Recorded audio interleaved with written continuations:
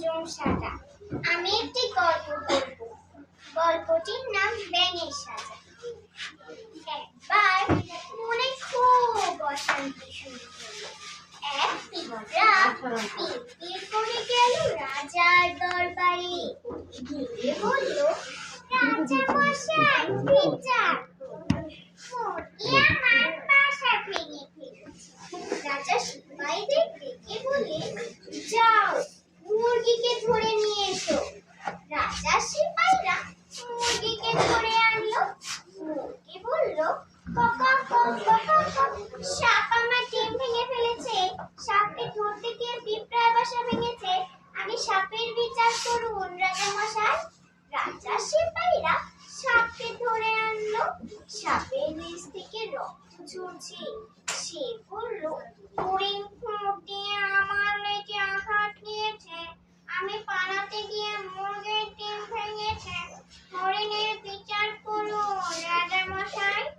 রাজা সিপাহীরা হরিণকে ধরল। হরিণের চোখে ভয়।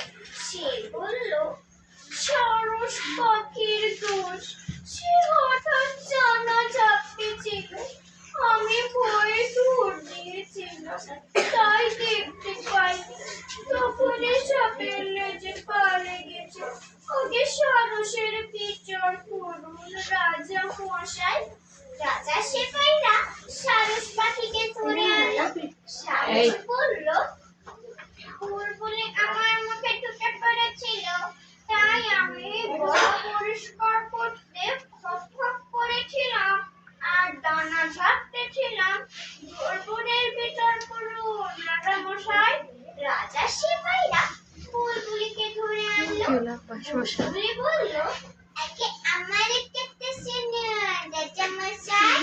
পেঙ্গুরে মুখে চুনেছিলাম, দাঁতে চালাবে। শুনে আমি বাচ্চাদের জন্য জায়গা খুঁজছিলাম।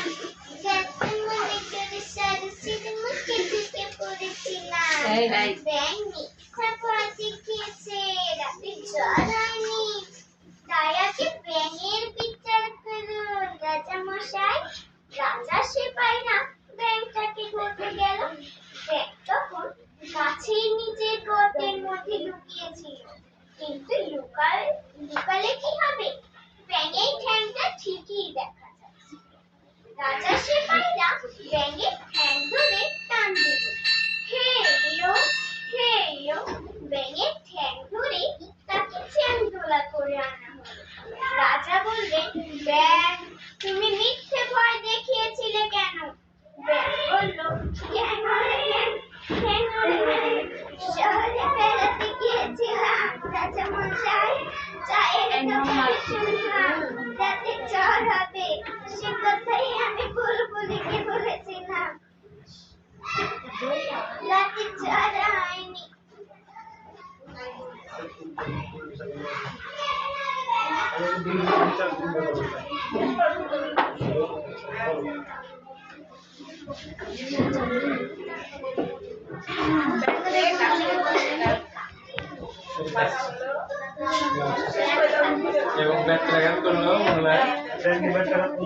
আমি সেই কথা বলছিলাম।